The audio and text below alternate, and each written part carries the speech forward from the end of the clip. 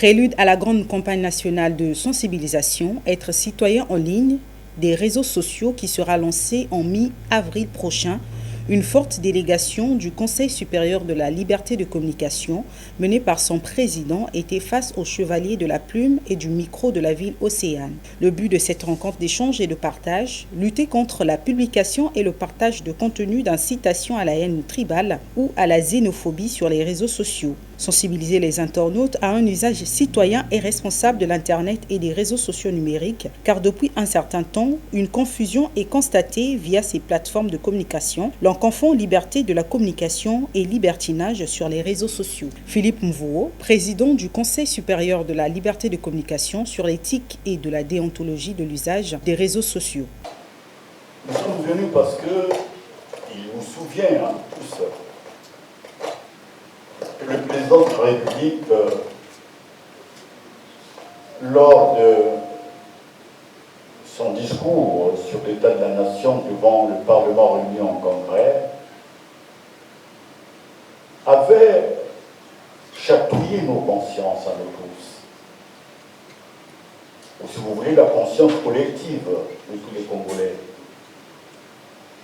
En attirant notre attention sur l'usage que nous faisons des réseaux sociaux. Et il nous faisait observer que si nous nous prenons garde, les réseaux sociaux peuvent être une source de déstabilisation de nos institutions. Et lorsque les institutions sont déstabilisées, eh bien, c'est le pays qui s'enflamme, c'est le désordre qui s'installe, et le risque grand, c'est le non-État qui prend place.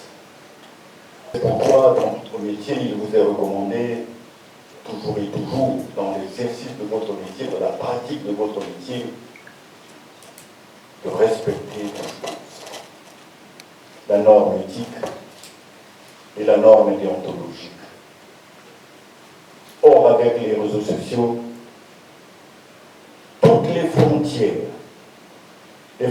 de l'éthique, les frontières de la déontologie sont aujourd'hui brisées.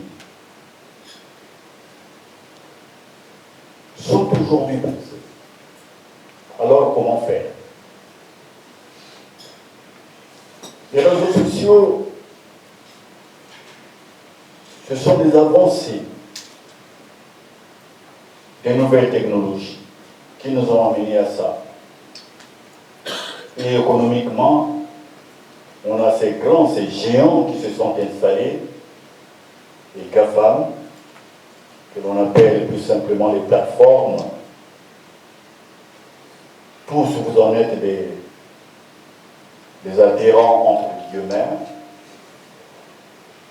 des usagers. Le docteur Bossoto Antonin est revenu sur le bien fondé de cette sensibilisation. L'objectif de la campagne nationale, être citoyen, sont les suivants.